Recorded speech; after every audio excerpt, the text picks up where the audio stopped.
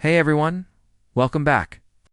Today, I'll show you exactly how to send a broadcast message to your subscribers using ManyChat's free plan. First, log into your ManyChat dashboard. On the left sidebar, click on Automation. Then, at the top of the page, click on the Broadcasts tab. Now, click the blue Create Broadcast button. A window will pop up. Start by typing your message in the text box. You can add text, images, buttons, or even quick replies. Here's the key part for the free plan. Look for the audience selector. You can only send a broadcast to subscribers. Important, due to the 24-hour rule. Your message will only be delivered to subscribers who have interacted with your bot in the last 24 hours. This is a limitation of the free plan.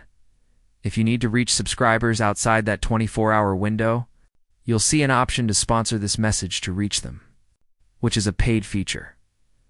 Once your message is ready, you can choose to send it immediately or schedule it for later.